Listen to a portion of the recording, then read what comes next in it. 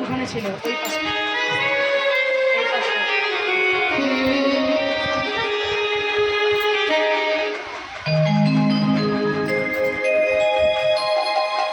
আজকে যে ভগবানের লীলা কথা এখন আমরা গাই শ্রবণ করবো সকল ভক্তবৃন্দে ভগবান শ্রীকৃষ্ণের রূপ বর্ণনা, যা কোনোদিন আমার মতো ভক্তের পক্ষে সম্ভব হয়।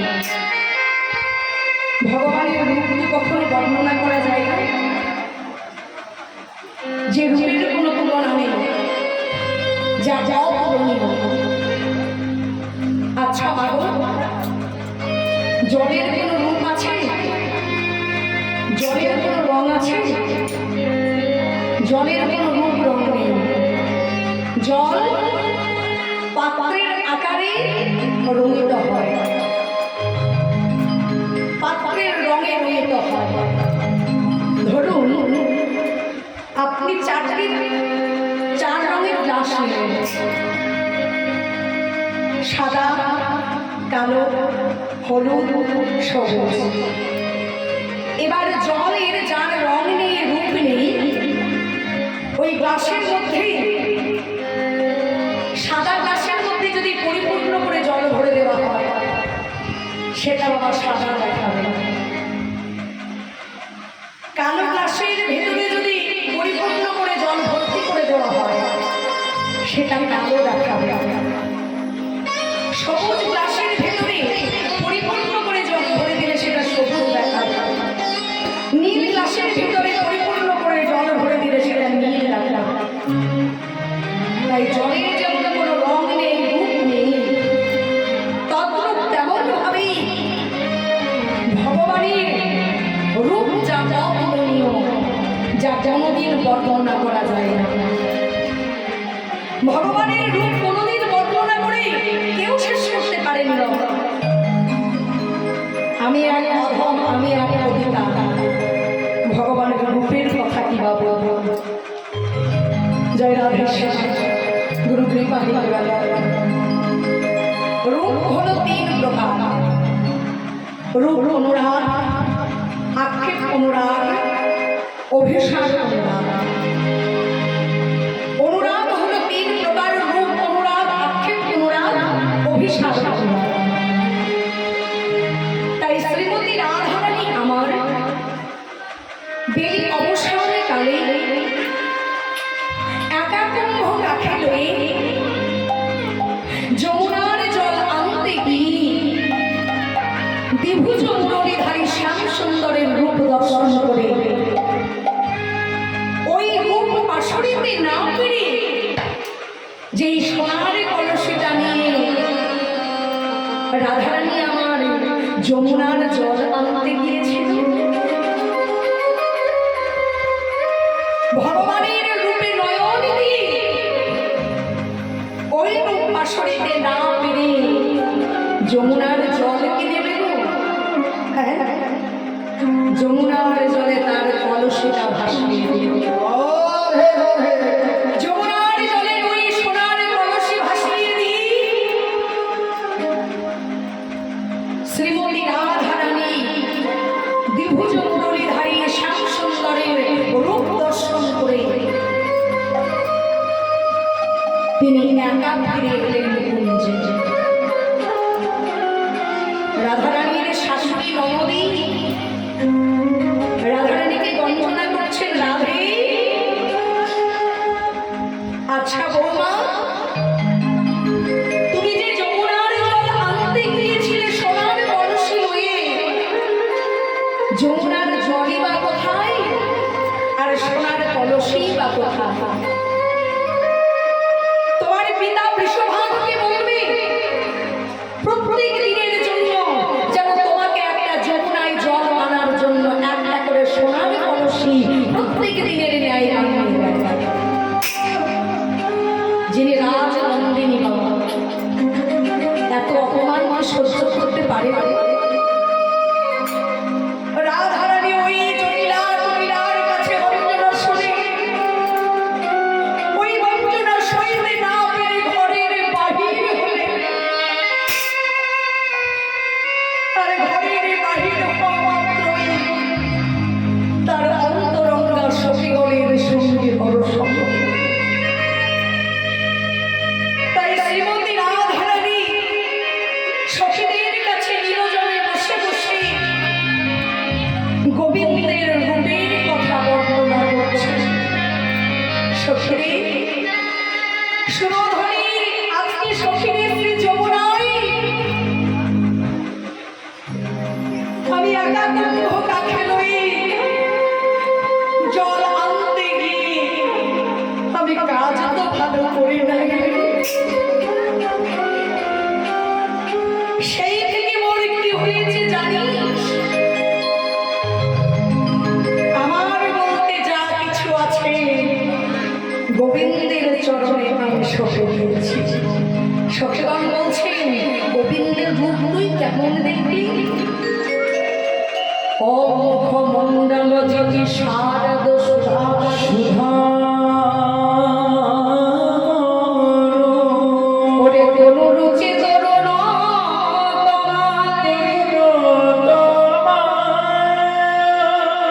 ও মুখমণ্ডল যদি শারদ সুধা করো তনু রুচি তরুণ কেমন দেখলাম জানিস? কিবা তনু তনুরুচি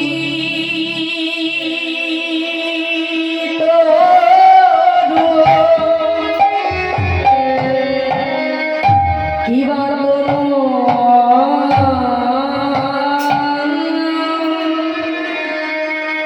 তনুরুচি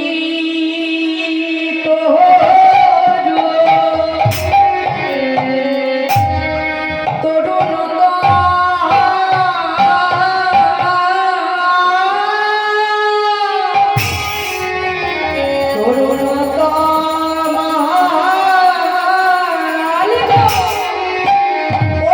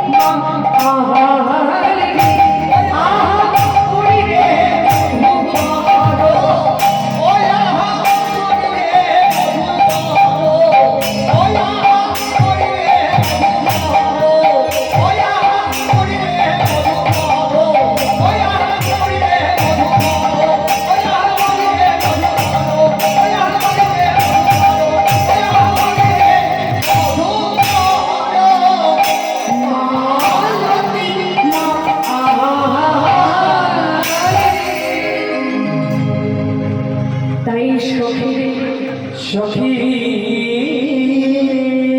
ওই গোবিন্দ রূপে নয়ন দিই সেই থেকে মোর কি হয়েছে জানি কি হয়েছে আমার দেহ মন যৌবন ডুবে যে আছে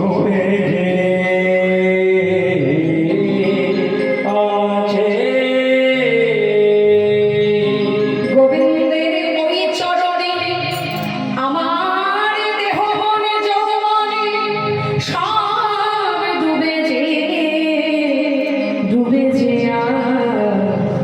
আছে ডুবে আছে রহইলি ভাঙ্গ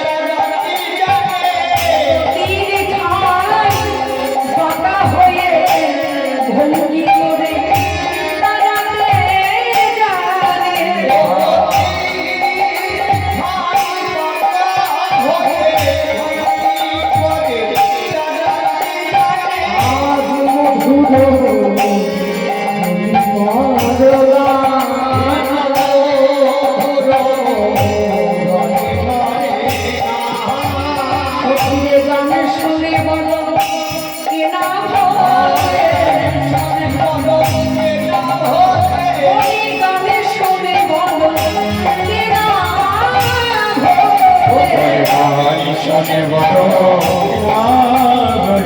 ভুবন শুনেছে সেই ভুলেছে গান শুনে সে ঘুরেছে গান শুনে বড় কেনা মধুর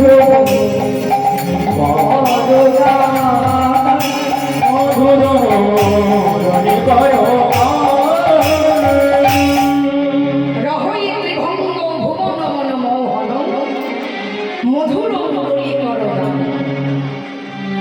রহইত্রি ভঙ্গ ভুবন মন মোহন ত্রিভঙ্গ মুরারি বঙ্কি মিঠাই আমার ভগবান জানাতে দাঁড়াতে জানে কেমন ভাবে তিন ঠাই বাঁকা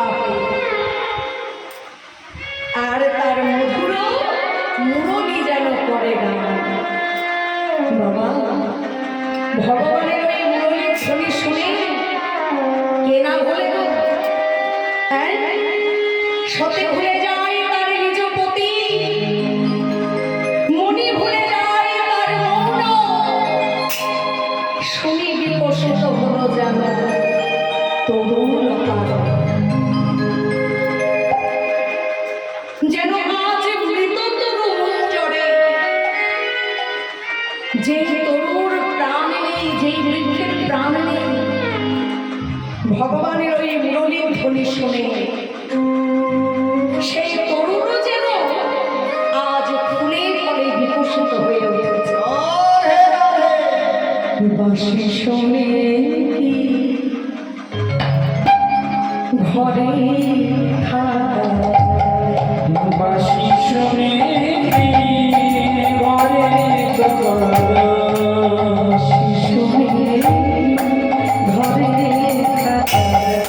বাঁশি শুনে ঘরে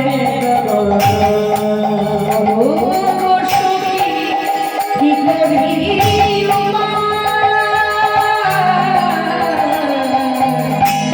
বাঁশি শুনে ঘরে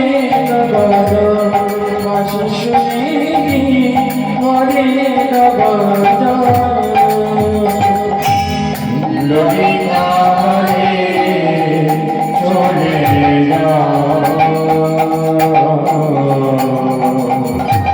বিশাখারে ভরে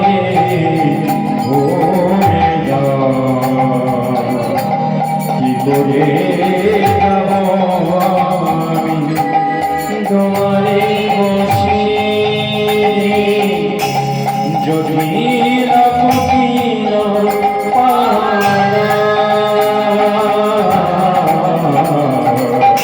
বাঁশি শুনে ঘরে বাঁশি শুনে ঘরে সখী স্বামী রাধা দেব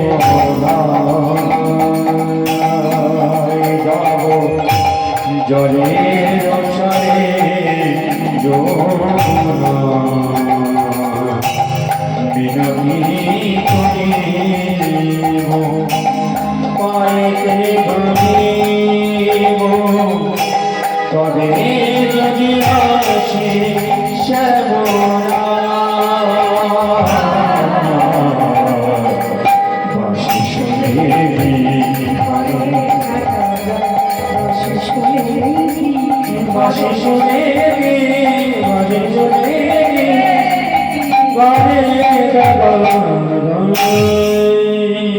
তাই ভগবানের ওই মধুর মুরলীর ধ্বনি শুনে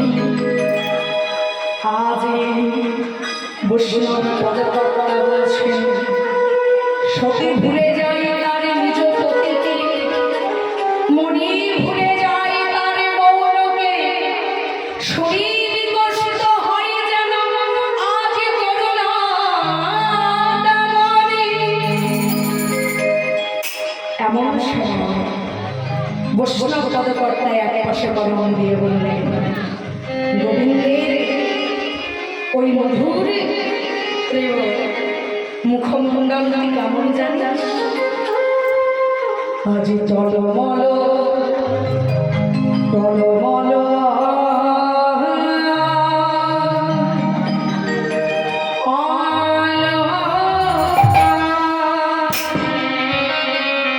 ওই অলকা রে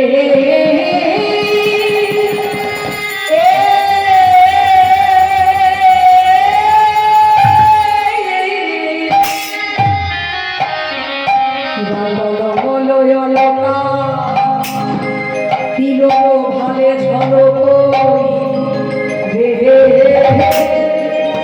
আহা মরি মরি রে আহা মরি মরি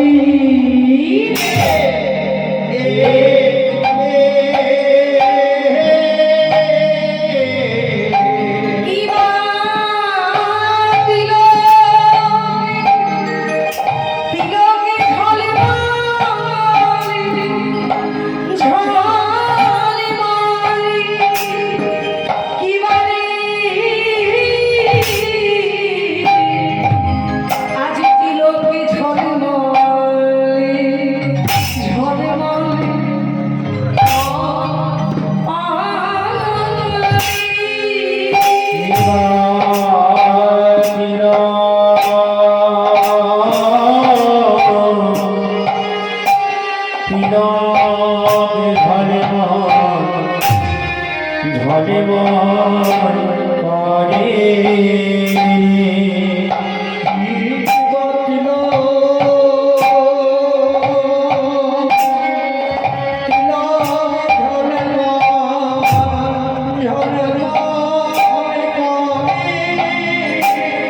গোবিন্দের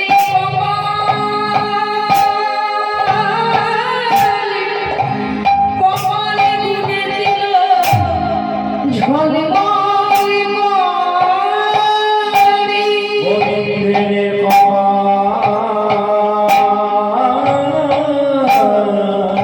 কপালে গুনে দিল ঝলে করে গুলি দিল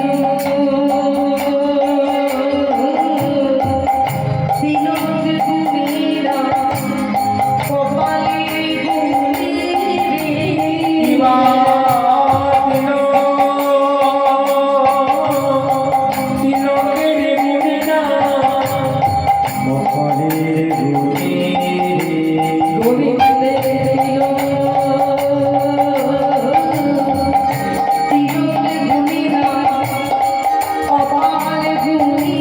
রে। গোবিন্দের দিল তিলক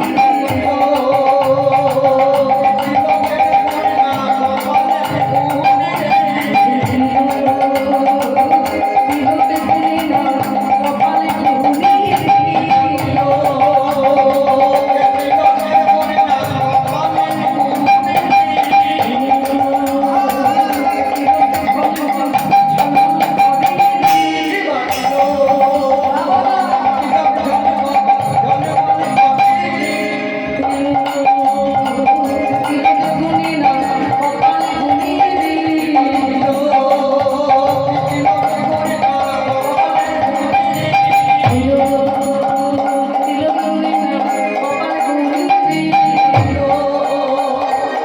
কপালে গুনি রে।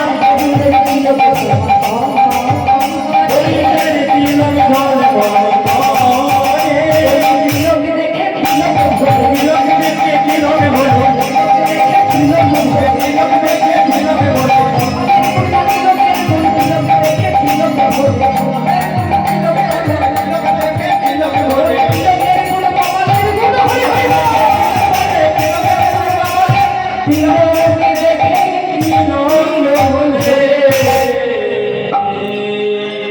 এই হলো বৈষ্ণব পদাবলীর বৈষ্ণব পদাবলীর মধ্যে নরোত্তম দাস ঠাকুর যিনি রার দেশীয় সুর এবং এই তাল তারগুলি কীর্তনের মধ্যে প্রয়োগ করেছিলেন। তাই রূপগান ফুটিয়ে তোলা বড় সম্ভব। একে তো ভক্তের অবস্থা, তারপরে আবার ভগবানের রূপ বর্ণনা।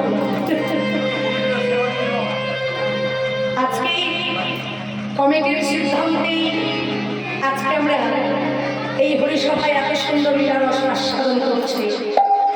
চলুন ভগবানের ওই রূপ দর্শন করে আজকে যেন ভগবানের ওই মুখমণ্ডলে তিলক ভুলে যেন ত্রিলোক ভুলে যায়। এখানে বললেন কি বাবা,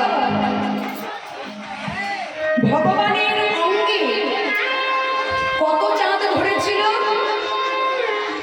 এক চাঁদ নয়, দুই চাঁদ নয়, তিন চাঁদ নয়, 24.5 চাঁদের উদয় হয়েছে। ভগবানের সর্ব অঙ্গে 24.5 চাঁদের উদয় হয়েছে। তাহলে ভগবানের অঙ্গে যে 24.5 চাঁদের উদয় হয়েছে, সেই 24.5 চাঁদ আছে কোথায়? গোবিন্দের 10টি হাতের নখে 10 চাঁদ, 10টি চরণের নখে 10 চাঁদ, 20 চাঁদ, 2 গণ্ড মুখে 2 চাঁদ, 22 চাঁদ। গোবিন্দের মুখমণ্ডলটি 1 চাঁদ, 23 চাঁদ। গোবিন্দের মাতা যশোমতী গোবিন্দের কপালে এত সুন্দর একটি তিলক এঁকে দিয়েছে, সেই তিলক হলো বাবা 1 চাঁদ। সেই তিলককে দেখে ত্রিলোক আজ ভুলে যায়। হলো বাবা কয় চাঁদ? 24 চাঁদ। তাহলে আর অর্ধ চাঁদ কোথায় গেল? সেই অর্ধ চাঁদের সন্ধান পেতে গেলে আমাদের যেতে হবে, একটি কথা সাধন করতে হবে বাবা। চন্দ্রের কয়জন পত্নী ছিল? 1 জন, 2 জন, 3 জন, 4 জন? চন্দ্রের পত্নী ছিল 27 জন। চন্দ্রের 27 জন পত্নী থাকার সত্ত্বেও চন্দ্র গুরু পত্নী, গুরুদেব বৃহস্পতির পত্নী, তারার রূপের প্রতি আকৃষ্ট হয়েছিলেন, গুরু মায়ের প্রতি আকৃষ্ট হয়েছিলেন। তাই চন্দ্রের 27 জন পত্নী থাকা সত্ত্বেও চন্দ্র গুরু পত্নীর তারাকে হরণ করেছিলেন। তাই গুরুদেব সেদিন চন্দ্রকে অভিশাপ দিয়েছিল, রে চন্দ্র, তোর এত বড় দুঃসাহস, তুই এত দুশ্চরিত্র, নিজের 27 জন পত্নী থাকা সত্ত্বেও গুরু পত্নীকে তুই হরণ করবি? তাই শোন চন্দ্র, আমি তোকে অভিশাপ দিলাম। ষোলকলায় পরিপূর্ণ চন্দ্র, এক কলা করতে করতে তুই ক্ষয় হয়ে নিঃস্ব হয়ে যাবে। গুরুদেবের অভিশাপ বাবা, কারো অভিশাপ করুক বা না করুক, গুরুদেবের অভিশাপ করবে বাবা। শাস্ত্রে আছে না, যেই গুরু সেই গোড়া ভজনিষ্ঠা করি, আর গুরুর সহিতে আছেন আপন স্মৃতি। গুরুদেবকে ভজনা করলে ভগবানকে সাধন ভজন করা যায়। গুরুদেবকে ভজনা করলে ভগবানকে সাধন ভজনের স্বরূপ হয়ে যায়। তাই সেই গুরুদেবের অভিশাপ ফলে গেল। এক কলা করতে করতে চন্দ্র 15 কলা ক্ষয় হয়ে গেল, আর 1 কলা বাকি বাকি আছে। চন্দ্রের পত্নীগণ ভাবলেন আমাদের স্বামী চন্দ্র এক তলা করতে তো 15 তলা ক্ষয় হয়ে যায়, আর এক তলা বাকি আছে। এই এক তলা যদি ক্ষয় হয়ে যায় তবে যে আমরা পরিহারা হয়ে যাব, আমরা যে বিধবা হয়ে যাব। এমন সময় চন্দ্রের পত্নীগণ দেবাদিদেব ভোলানাথ যিনি হলেন, যার অপর নাম হলো আশুতোষ, অল্পতেই যিনি সন্তুষ্ট হয়ে যান, একটি বেলপত্র দিলেই তিনি সন্তুষ্ট। দেবাদিদেব ভোলানাথ যখন ধ্যানমগ্ন অবস্থায় বসে আছেন, দেবাদিদেব ভোলানাথের কাছে গিয়ে ওই চন্দ্রের পত্নীগণ দেবাদিদেব ভোলানাথকে সাধনা করল। প্রভু নিঃসম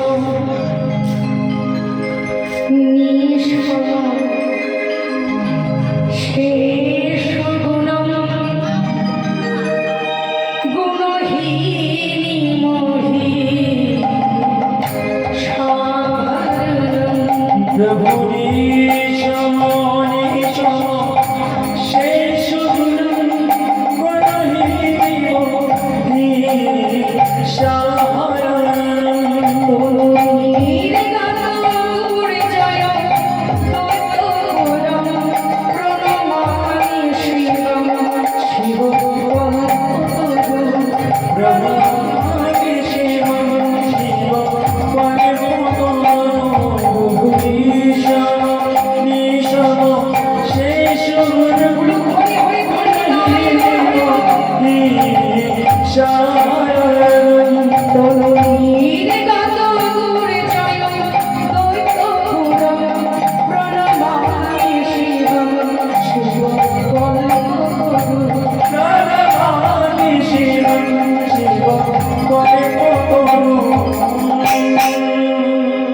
দেবাদিদেব ভোলানাথ যিনি পরম বৈষ্ণব, অল্পতেই যিনি সন্তুষ্ট হয়ে যান, দেবাদিদেব ভোলানাথ তাদের দর্শন করে বললেন, বলো তোমরা কি? আমরা হলাম আপনার শালিকা। জয় শিব শঙ্কর জগত বন্দিত জয় জয় পশুপতি প্রণমী চরণী।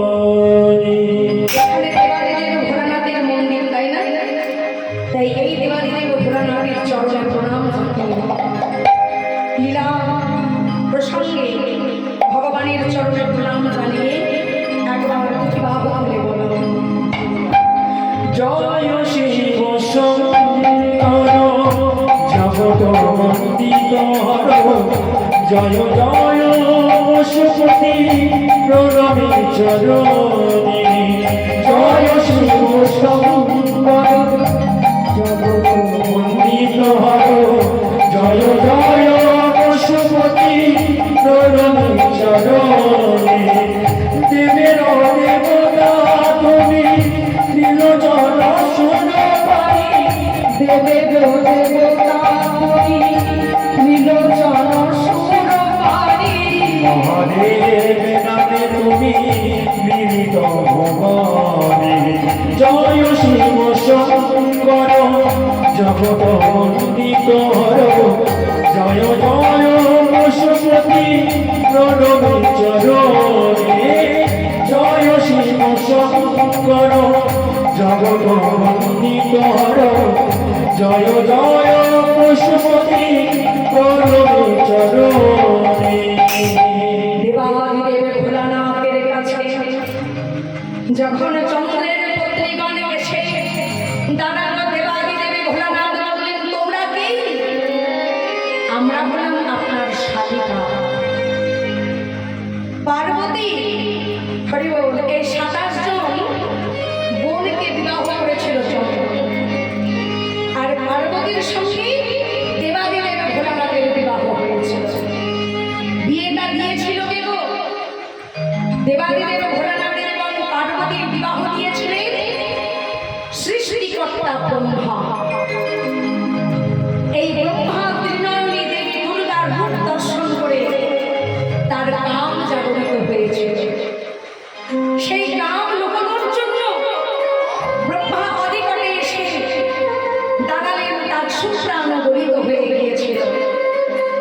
বালুকা রাশি দিয়ে তার শুক্রাণু যখন ঘষে দিতে গেলেন, ভগবান বললেন, ব্রহ্মা, এই লীলা খেলা তুমি জগৎকে লুকাতে পারো, কিন্তু আমি এখন শোনো ব্রহ্মা, যে 60,000 বালুকা রাশিতে তোমার শুক্রাণু ঘষে দিয়েছ, সেই 60,000 বালুকা রাশির মধ্যে 60,000 পল্লবী মুনিগণ জন্ম, যারা ভগবানকে হে মুন্ড ঊর্ধ্ব পদে সাধনা করছেন,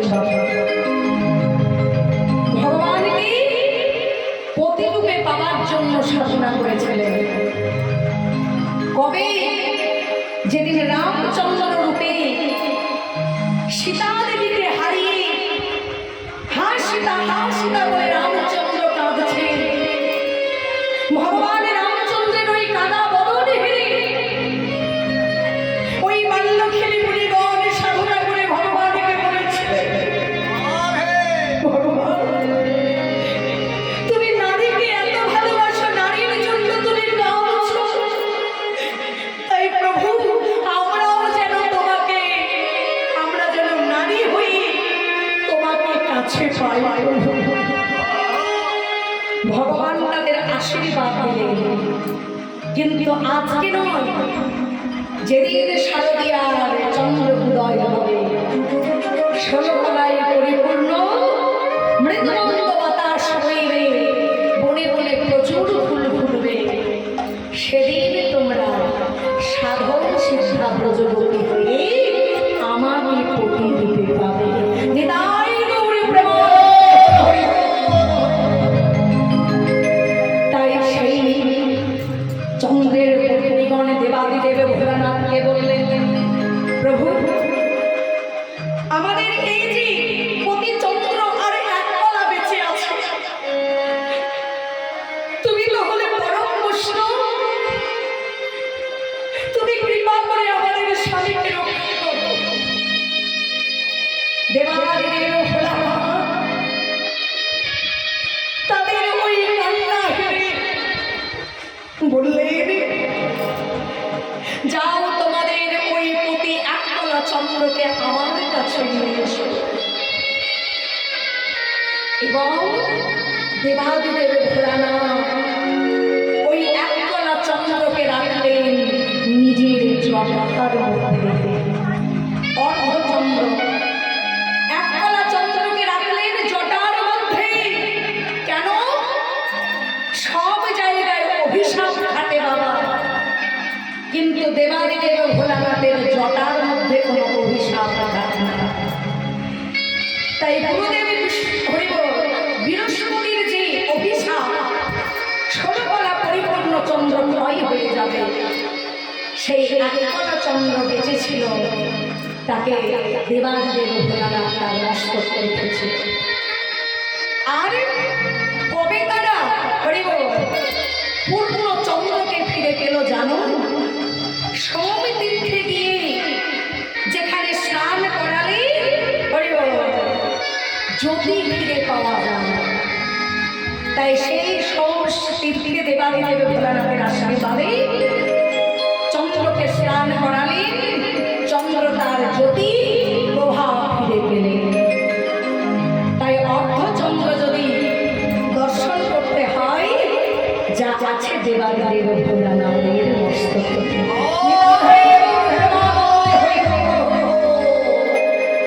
এমন সময়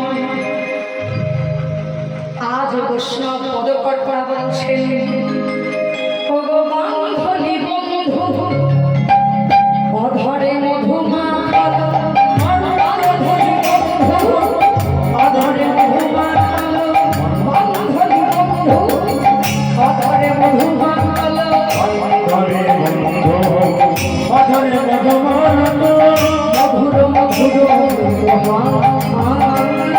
এবারে মধুর মধুর বাবা,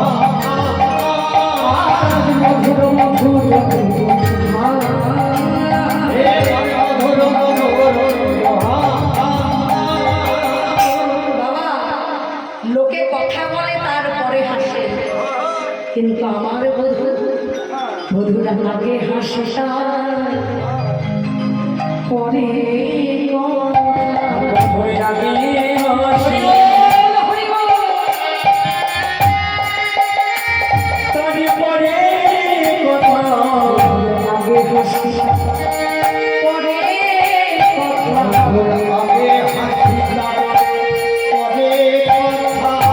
আর ওই হাসি দেখে কি মনে হয় জানো? ও যে হাসি নয়, হাসি নয় রে, হাসি হাসি নয় রে হাসি নয়, হাসি নয়, হাসি নয় হাসি নয় রে ফুলবতী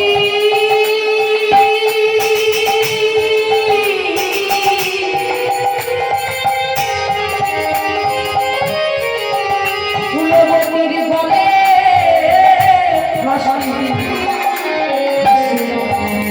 হাসি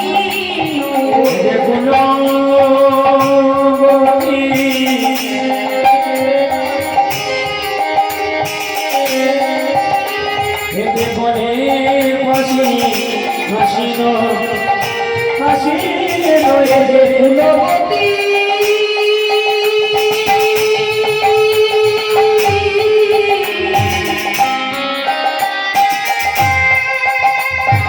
আজি বলে হাসি, যে হাসি হাসি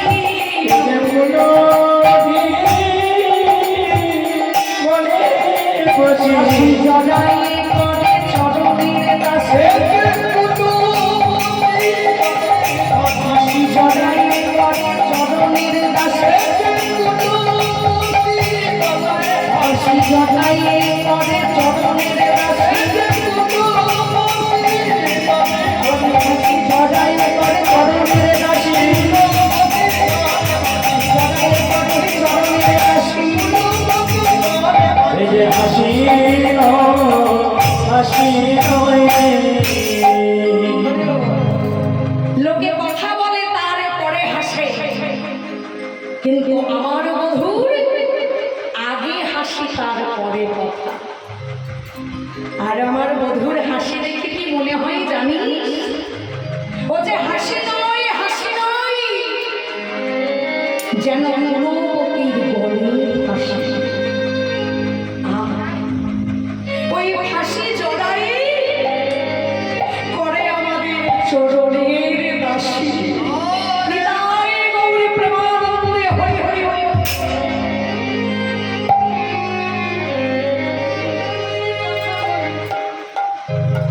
তাই বৈষ্ণব পদকর্তায় এক পাশে কলম দিয়ে বললেন, লোকে যখন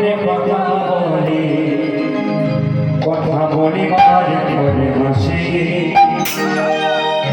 আমার কৃষ্ণ কথা বলে মৃদু মৃদু হাসি। আরে লোকে যখন কথা বলে বারে করে হাসে, আমার কৃষ্ণ কথা বলে মৃদু মৃদু হাসি। লোকে কথা বলে, কথা বলবারে আগে হাসি। আমার বধু কথা বলে মৃদু মৃদু হাসি। লোকে কথা বলে বারে করে হাসে, আমার কৃষ্ণ কথা বলে মৃদু মৃদু হাসি।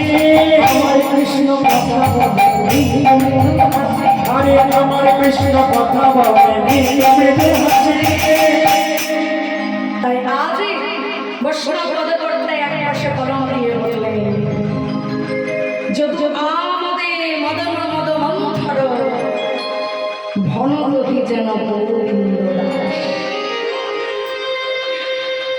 আজ বৈষ্ণব পদকর্তা ওই ভাব দর্শন করে এক পাশে কলম দিলেন, রাধা রানী সখীদের কাছে বসে বসে বড় অনুরাগ ভরে গোবিন্দের রূপের কথা বলছে। আর এমন রূপের কথা বলতে বলতে রাধারানী বলে উঠলেন, সখী ওরে আমি বিরূপ হয়ে গেলাম কালিন্দীর কুলে।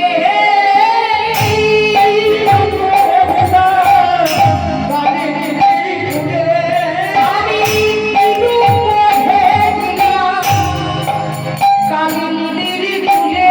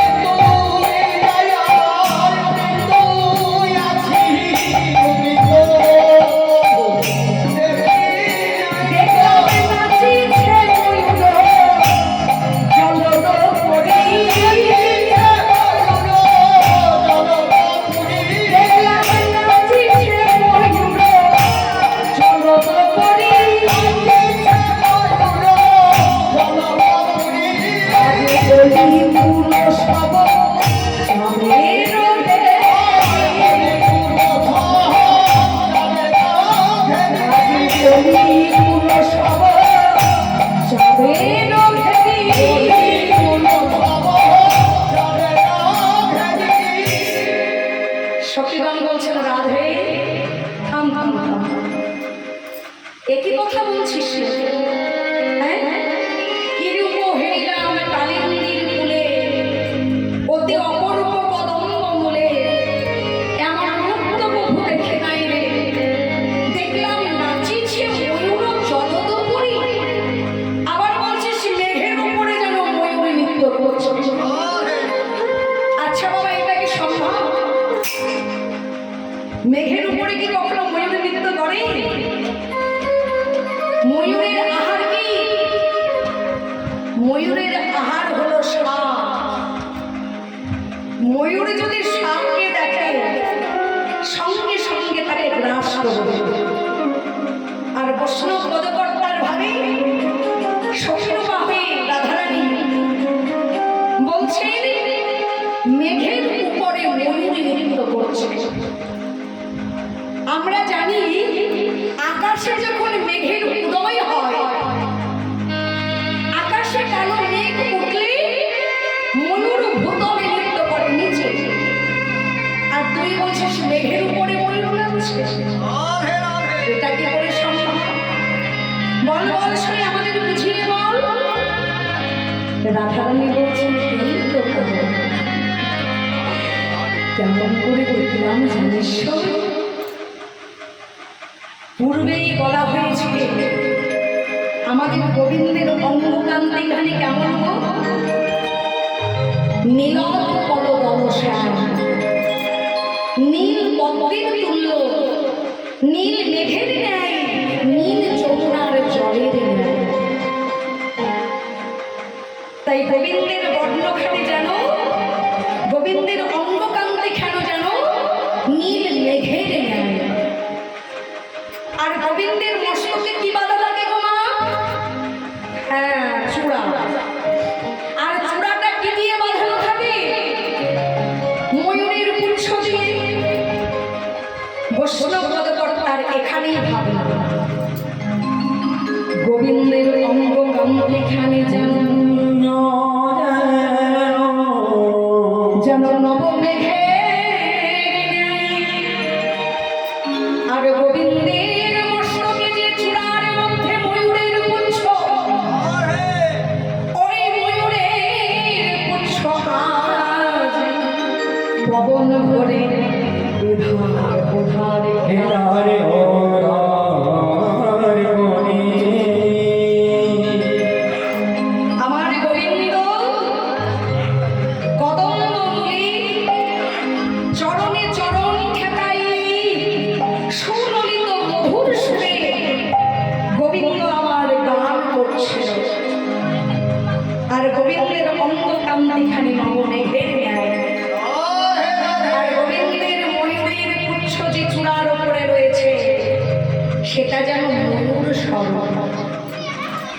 তাই গোবিন্দের অঙ্গটা মেঘ, আর গোবিন্দের ওই মস্তকের চূড়ার ময়ূরের পুচ্ছ ময়ূর স্বর্ণ।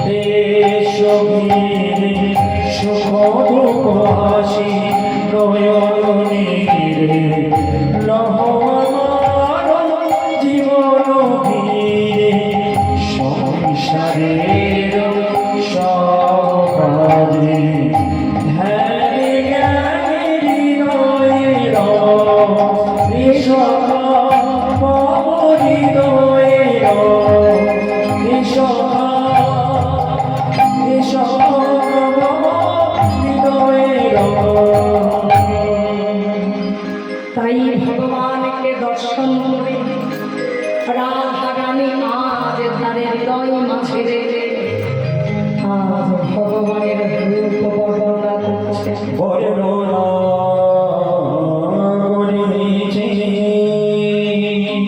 এমন সময়ে সখীগণকে যখন বুঝিয়ে দিলেন, আবার বৈষ্ণব পদকর্তা সখী রূপা হয়ে বললেন, এক পাশে কলম দিয়ে, বাবা একটি কথা আমাদের জানা অবশ্য দরকার। আজকে যে গ্রামে গঞ্জে প্রতি হরিসভায় এত সুন্দর হরিবাসরের আয়োজন, এখন এক একটা গ্রামে শুধু একবার নয়, দুবার পর্যন্ত হরিসভা হয়। হরিনামের প্রচার এতই বেড়েছে বাবা, আমাদের এই সনাতন ধর্মের প্রচার এতই বেড়েছে, মহাপ্রভুর কথা আজ মহাপ্রভুর বাণী যেন ভুলে গেছে বাবা। মহাপ্রভু বলেছে না, পৃথিবীতে যত আছে নগর আদি গ্রাম, সর্বত্রই হইবে হরি নাম সংকীর্তন।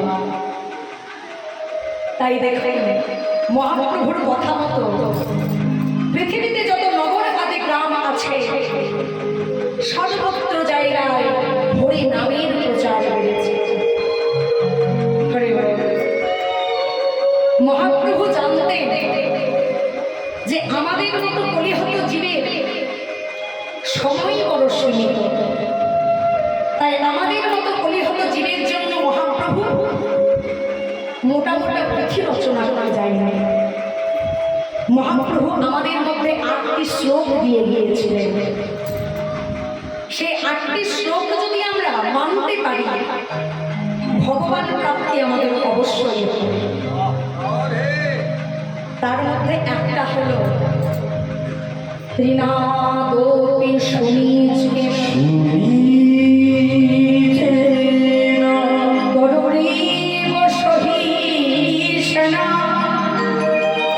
অমানেন মানবেন কীর্তনিয়া সদা হরি কীর্তনিয়া সদা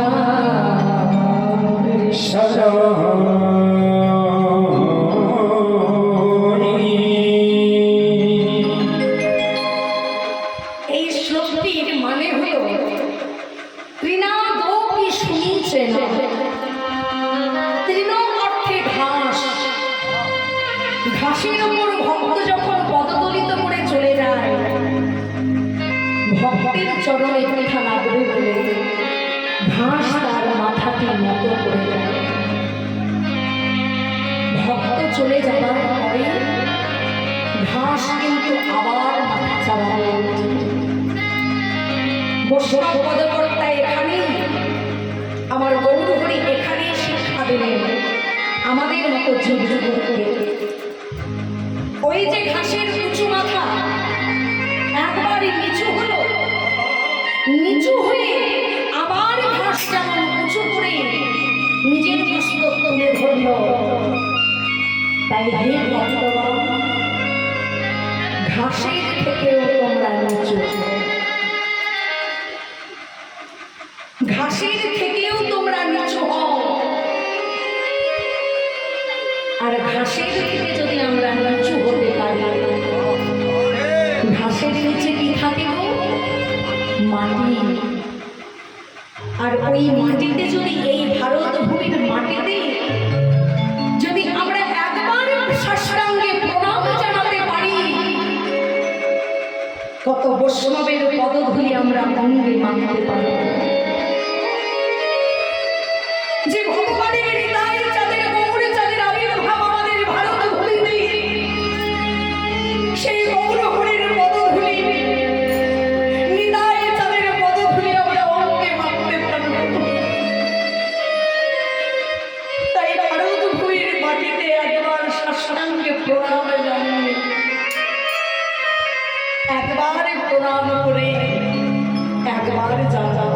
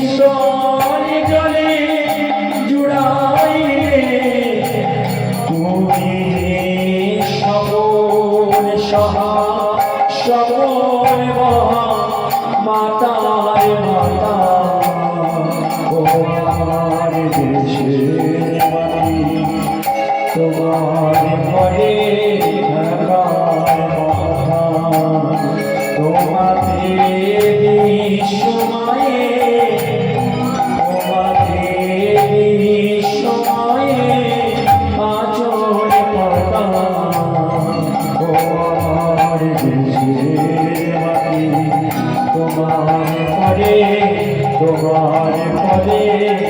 ভগবান মরে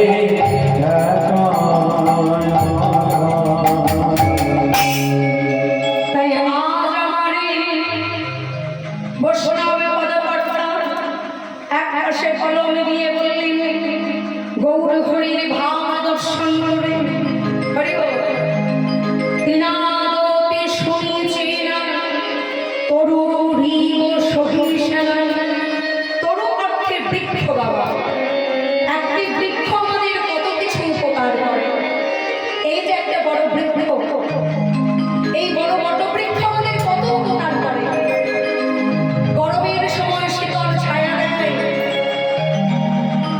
জ্বালানি দেয় এমনকি এক একটা বড় বৃক্ষ আমাদের কত ফুল ফল দেয় এমনকি আমরা যে বেঁচে আছি এই বেঁচে থাকার জন্য অক্সিজেন পর্যন্ত গাছের কাছ থেকে আমরা পাই। গাছ আমাদের এত উপকার করে কিন্তু কারণে অকারণেই আমরা গাছের ডাল কেটে ফেলি গাছকে প্রতিবাদ করে বলে যে ওগো আমায় তোমরা মেরো না আমায় তোমরা কেটো না গাছ কিন্তু প্রতিবাদ করে ওরা কোনো উত্তর করে না নীরবে সবই কিছু সহ্য করি আমাদের অন্তত পক্ষে অক্সিজেনটাও দিয়ে যায় যে অক্সিজেন না হলেই আমরা বাঁচব না আমরা গাছের কাছ থেকে অক্সিজেন পাই আর প্রশ্বাসের সঙ্গে যেটা আমরা ছাড়ি কার্বন ডাই অক্সাইড সেটা গাছ গ্রহণ করে। তাহলে গাছ আমাদের এত কিছু দিয়ে গিয়েও কত তার সহ্য শক্তি তার ক্ষমতা তাকে আমরা কেটে ফেলেও সে কোনো উত্তর আমাদের করবে না। আবার বললেন অবা নেই না মা না দেনা গাছ যেমন সহ্য শক্তি সহ্য করে নেয় ভক্তগণকেও মহাপ্রভু বললেন তেমন সহ্য শক্তি তোমাদের মধ্যে আনতে হবে। আবার বললেন অবা নেই না মা না দেনা যে তোমায় মান দেবে না তাকে তুমি মান দেবে। আমরা পারি দিতে কেউ যদি আমাদের কোনো ব্যঙ্গ করে কোনো কথা বলে আমরা সঙ্গে সঙ্গে ঝগড়া বেঁধে যাই না অমা নেই না মা না দে না যে তোমায় মান দিল না অর্থাৎ কোনো বৈষ্ণব যদি মালা বিলোপ করে হরিসভায় যায় আমাদের সনাতন ধর্মের কোনো ভক্ত যদি ব্যঙ্গ করে বলে ওই দেখা যায় নিতাই গৌর হরি বলেছে কোনোদিন নিতাই গৌর হরি বল বলে সেই বৈষ্ণবের ভাব কি হবে তার সঙ্গে প্রতিবাদ করা না অমানে না মান না সে তোমায় মান দিল না ঠিকই তোমায় ব্যঙ্গ করলো ঠিকই কিন্তু সেই ভক্তের ভাব হবে যে কোনোদিন তাই গৌর হরিবল বলে ডাকতে পারেনি আমায় ব্যঙ্গ করে হোক তবু তো সে একবার ভগবানকে ডাকল গৌর হরির শরণাপন্ন হলো বিদায় তাদের শরণাপন্ন হলো এতেই আমি ধন্য। এমনভাবে আমাদের মান দিতে হবে অমানেই না মান দিলাম কীর্তনিয়া সারা হরি সদা সর্বক্ষণ কীর্তন গাইতে পারবা না কারো দিনান্তে শান্তি ভগবানের নামে প্রেমে মাতোয়ারা হও নিতাই গৌর প্রেমানন্দে হরি বল হরি বল হরি বল। তাই আজ বৈষ্ণব পদকর্তায় এক পাশে কলম দিয়ে বললেন রাধাখানির ভাব দর্শন করে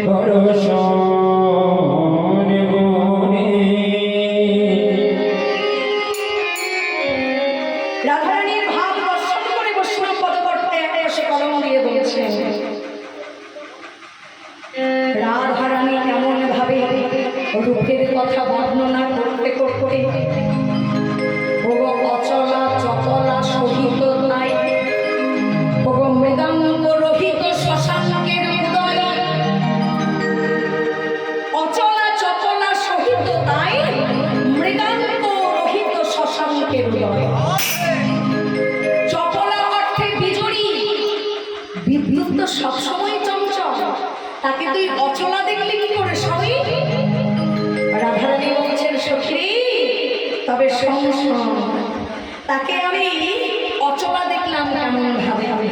পূর্বেই বলা হয়েছে গোবিন্দের অঙ্গ কান্তি খানি যেমন নব মেঘের ন্যায়, আর আমার গোবিন্দের যে কোটিতে বাবা পিতধরা পরিধান করা রয়েছে, সেই পিতধরা যেন বিদ্যুতের ন্যায় ঝলমল ঝলমল করছে। তাই দেখে মনে হলো যে অচলা চপলা শোষিত, তাই মৃগাঙ্গ রহিত শশাঙ্কের হৃদয়। আবার বললেন বৈষ্ণব পদকর্তা রাধারানীর ভাব থেকে কি বললেন, কিবা বিকঞ্চ সরজ মিলিত বিধু,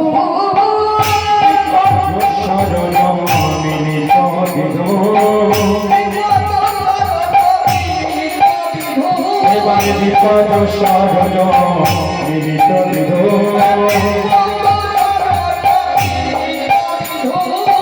মেঘের গরজে অমৃত মধু,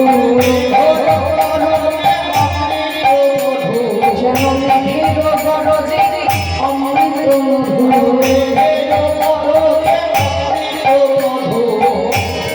বিকজ সরজ মিলিত বিধু, মেঘের গরজে অমৃত মধু।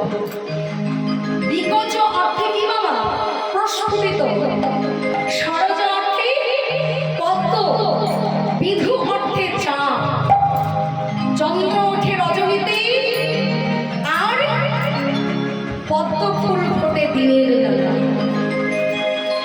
তাহলে পদ্মের সঙ্গে চাঁদের সম্মিলন কি করে হলো? তুই বললি বিপর্য সরজ মিলিত বিধু, কি করে সম্মিলন হলো? শ্রীমতী রাধারানী বললেন, সখী আমার গোবিন্দের মুখমণ্ডলে যেন নীলদ বলদল শ্যাম, যেন নীল পদ্মের তুল্য। আমার গোবিন্দের মুখমণ্ডলটি যেন নীল পদ্মের তুল্য, আর আমার গোবিন্দের মাতা যশোমতী গোবিন্দের বদনে কপালের মধ্যে যে সুন্দরভাবে তিলক এঁকে দিয়েছে, সেই তিলকে যেন পরিপূর্ণিমার জিন্দেগি নেয় ঝলমল ঝলমল। তাই দেখলাম বিকজ সরজ মিলিত চাঁদ আর তত্ত্ব যেন একসঙ্গে মিলিত। মিলিত নিতাই গৌর হরি হরি বল। হয়েছে। আবার বললেন কি রাধে, মেঘেরও গরজে অমৃত মধু। বাবা, বাস্তবে যখন আমাদের মেঘে গর্জন হয়, বিদ্যুৎ চমকায়, মেঘ গর্জন করে ডাকে, আমরা উভয় কর্ণে আঙুলি দিয়ে কৃষ্ণ নাম জপ করি, আর কি বলি, হে প্রভু রামচন্দ্র, বজ্রঘাত হতে তুমি আমাদের রক্ষা করো। কিন্তু আমি যে মেঘের কথা বলছি, ওরে সখীরে, ওই মেঘ যদি একবার ডাকে, আরে কোন প্রাকৃতিক জগতের ভক্ত যদি ওই মেঘের নাম শুনতে পায়, সেই ভক্ত কি বলে জানি, বলে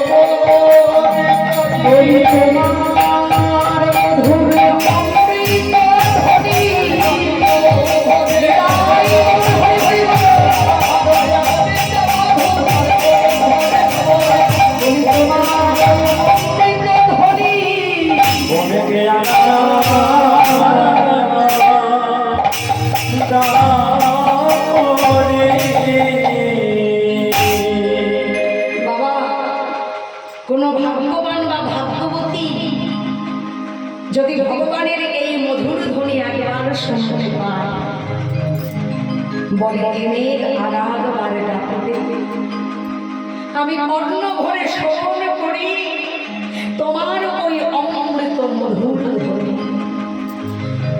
তাই তো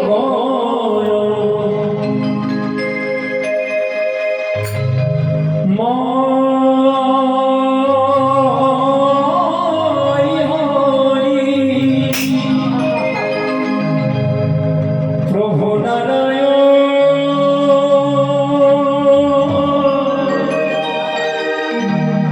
দিবানিশি তোমারে করি গো শরণ।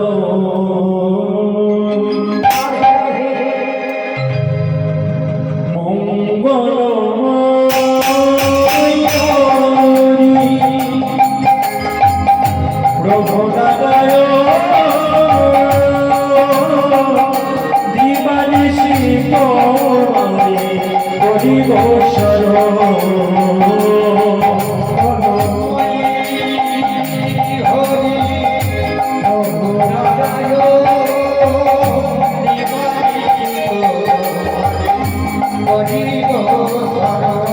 আরে নাই গো কিছুই বলো কি দেব তোমায়,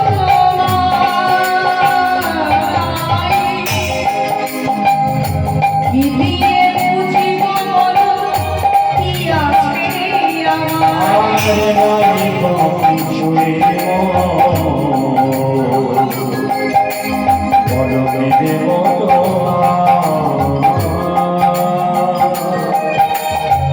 কি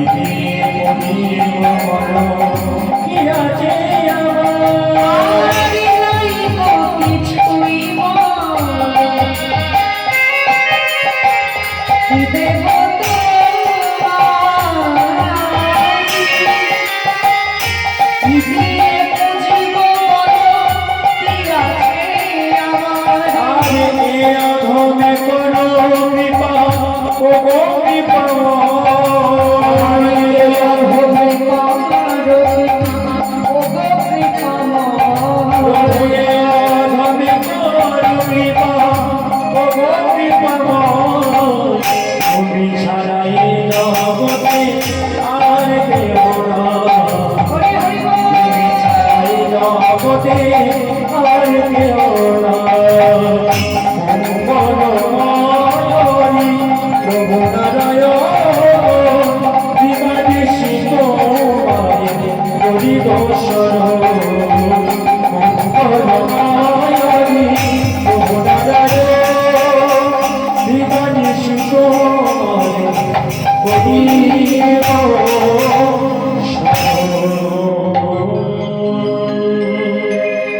তাই এই যে ভগবানের এই অমৃত ধ্বনি যদি কোনো ভাগ্যবতী বা ভাগ্যবান শ্রবণ করে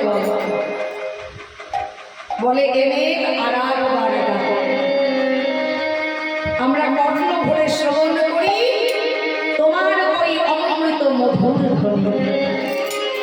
তাই তাই শ্রীমদ ভাগবত বলছেন বাবা, ভগবান আমাদের জন্য সর্বক্ষণ বংশধ্বনি করে চলেছে। আমাদের কর্তব্য হলো ভগবানের মধুর ধ্বনি শোনা। আমরা কি ভগবানের ধ্বনি শুনতে পাই? আমরা শোনার মতো শুনি না, তাকে ডাকার মতো ডাকি না, তাকে দেখার মতো দেখি না। তাই ভগবানের ধ্বনি আমরা শুনতে পাই না। আর ভগবানের ধ্বনি যদি শোনার মতো শুনতাম, তবে বৃন্দাবনে অক্ষয় কদম্ব বৃক্ষে যে ধ্বনি এখনো বেজে চলেছে, যদি শোনার মতো কান পেতে থাকি, আমরা অবশ্যই শুনতে পাব যে ধ্বনি এখনো বেজে চলেছে।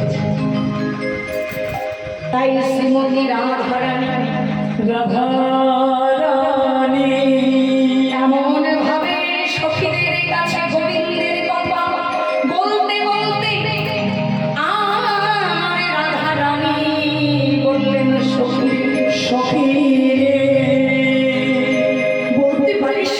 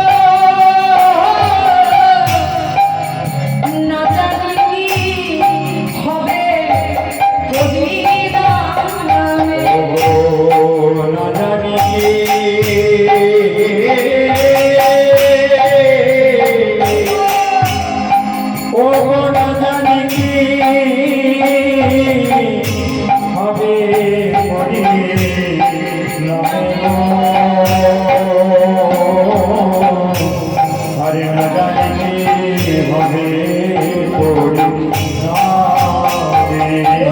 বলা তো যাই না, বলা তো যাই না, বলা তো যাই না, বলা তো যাই না, ওই পরিণামের কথা কিছু বলা তো যাই না।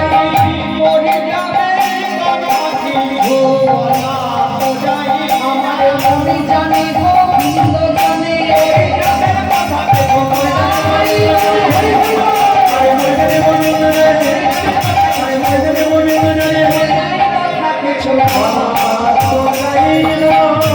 আজ কি বা হবে এ পরিণামে। সখী, অল্প বয়সে মোর শ্যামরসে জড় জড়,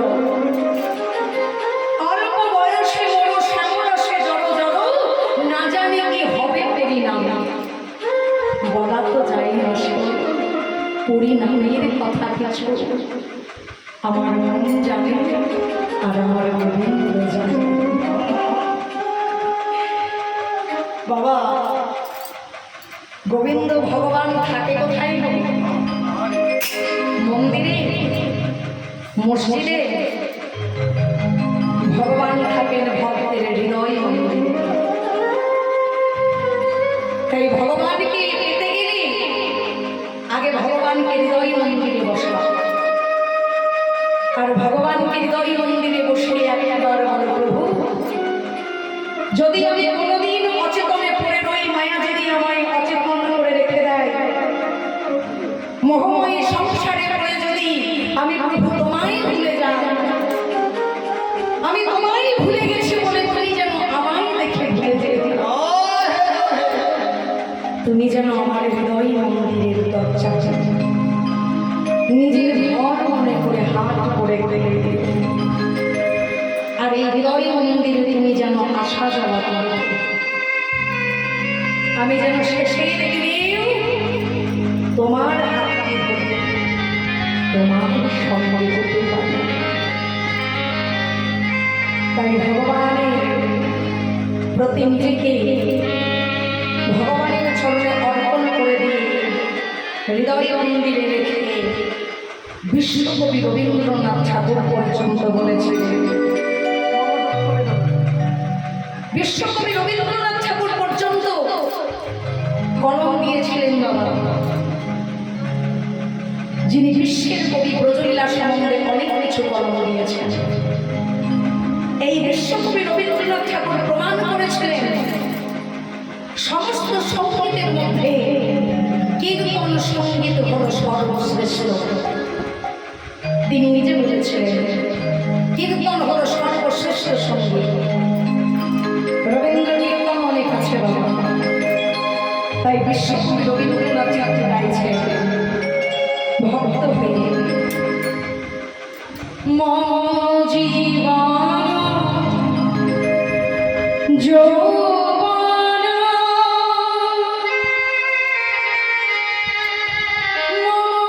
অখিল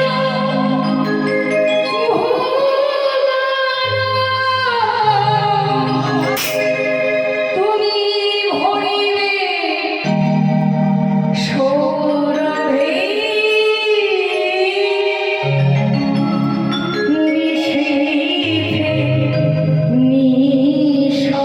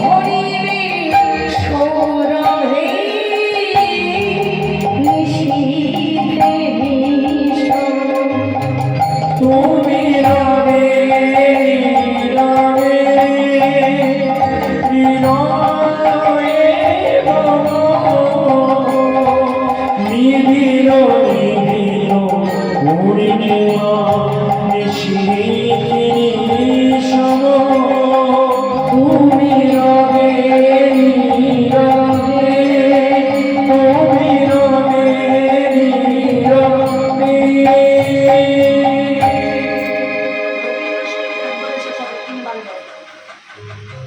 জয় রাধেশ্যাম।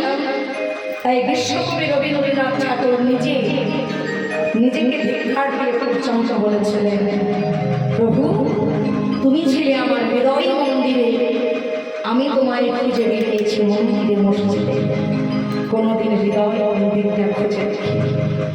তাই বললে তুমি রবে নীরবে হৃদয়ে মম, নিবিড় নিভৃত পূর্ণিমা নিশীথে নিঃসম। এত সুন্দর সুন্দর তিনি গান আমাদের উপহার দিয়েছেন, যার যার তুলনা হয় না। তাই এমনভাবে রাধারানী আজ গোবিন্দের প্রতি আক্ষেপ করছেন, অল্প বয়সে মোর শ্যামরসে জনজন, না জানি কি হবে পরিণামে, বলা তো যায় না পরিণামে কথা কিছু।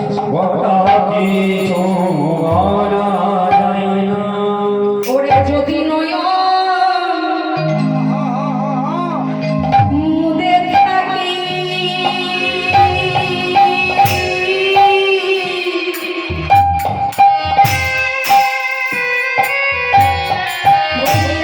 অন্তরে গো বিন্দু দেখি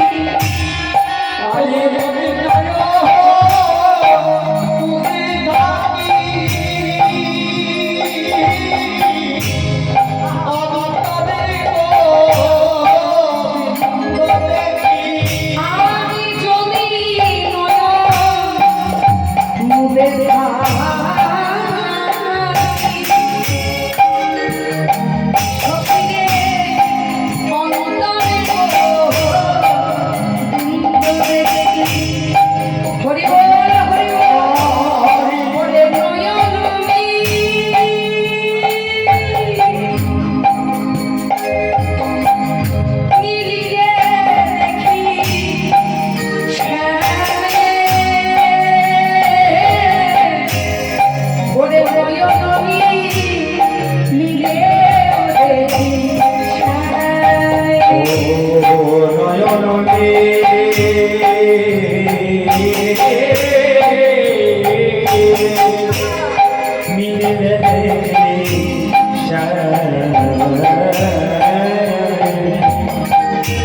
আমি নয়ন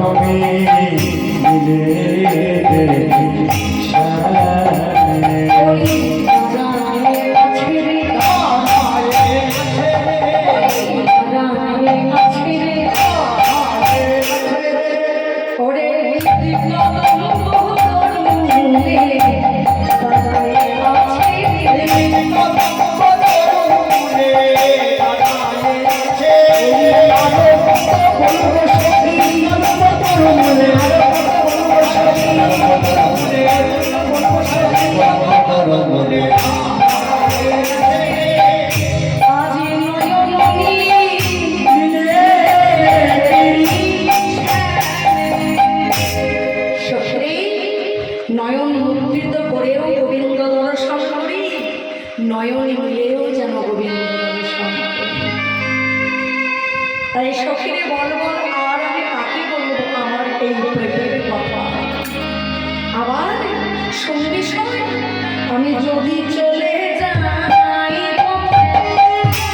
স্বামী যাই সাথে সাথে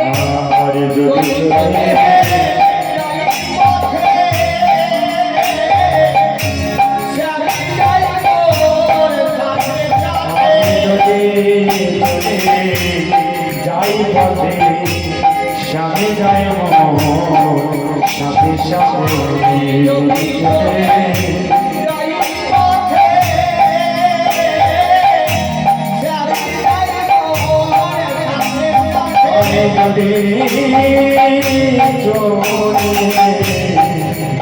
পথে আমি যাই মোর সখী সাথে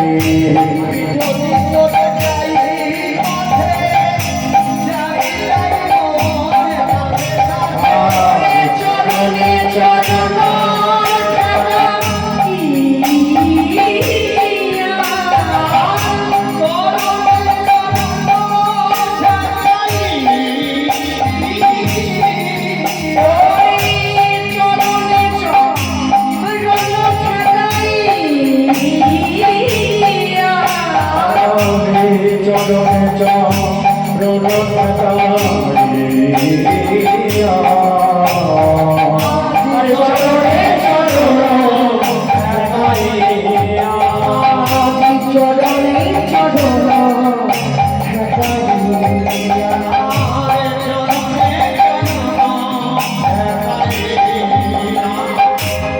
যদি চলে যাই পথে শ্যাম যায় মোর সাথে সাথে আবার কেমন ভাবে যায় যেন চরণে চরণ ঠেকায় আবার যদি ভ্রমে ফিরায় কেউ তো সঙ্গে নাইতে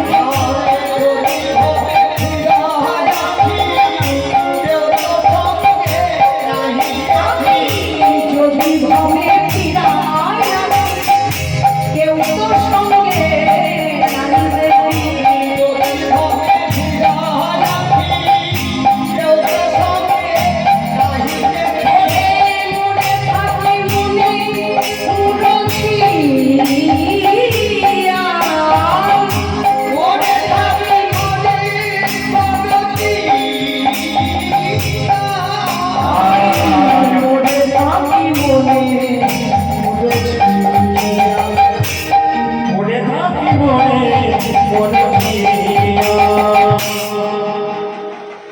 যদি ভ্রমে ফিরায় আঁকে কেউ তো সঙ্গে নাই দেখি মরে থাকি মনে এমন সময় রাধারানী বলেছেন সখী বল বল বল এই গোবিন্দের প্রতি যে আমার এত প্রেম এই কানুর প্রতি এত কেন আমার প্রেম বলতে পারিস তাই সখী আমি কি করবো জানিস আমি যোগিনী হইয়া শ্রবণে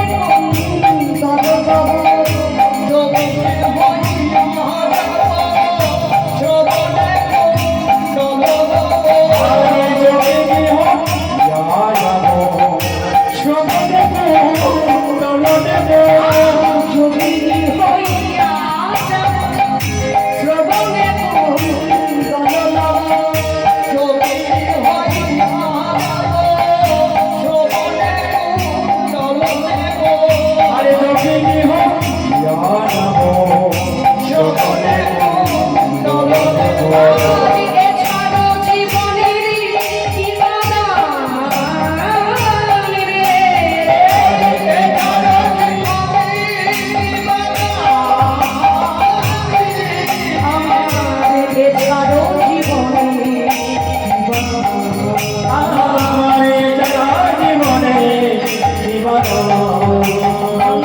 কৃষ্ণ নাম জনম যাইবে সুখে হরি হরি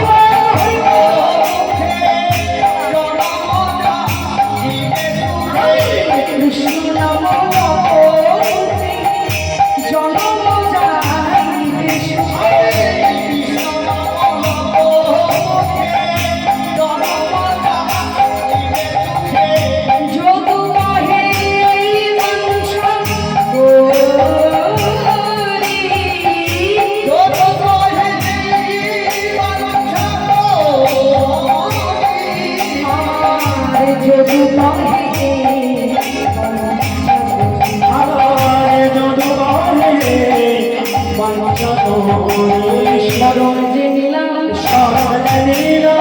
স্মরণ যে নিলাম স্মরণ যে নিলাম হে গোবিন্দ তোমার শ্রী চরণে স্মরণ যে নিলাম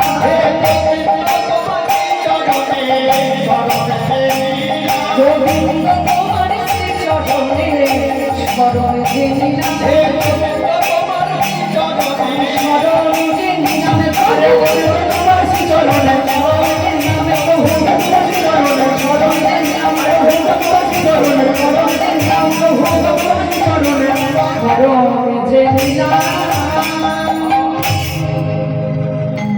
পদকর্তা যমুনার দাস এক পাশে কলম নিয়ে সখীরূপা রাধারানীর ভাব দর্শন করে বলছেন স্মরণে যে নিলাম প্রভু, তোমার চরণে স্মরণ নিলাম। এমন ভাবে রূপের কথা বলতে বলতে দেখা গেল ভগবান কি করলেন না, রাধারানীর কৃপা লাভের জন্য মুরলী ধ্বনি করলেন।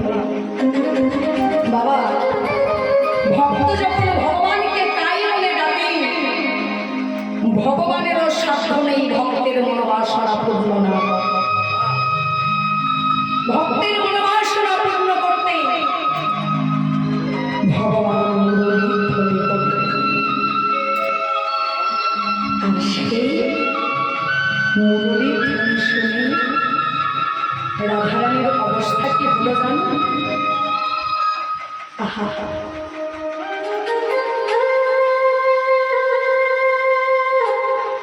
রাধারানী অন্য মহাকালীর মাধুরী হয়ে গোবিন্দের মুরলী ধ্বনি শুনে অন্য মহাকালীর মাধুরী হয়ে রাধারানী ওই ভাব দর্শন করে ভাবনিষ্ঠ পদকর্তা এক পাশে কলম দিয়ে বললেন, কি বললেন? সখী শোনে রূপের কথা কইতেছিল বসি, হরি হরি এবার সখী শোনে রূপের কথা হইতেছিল বসে।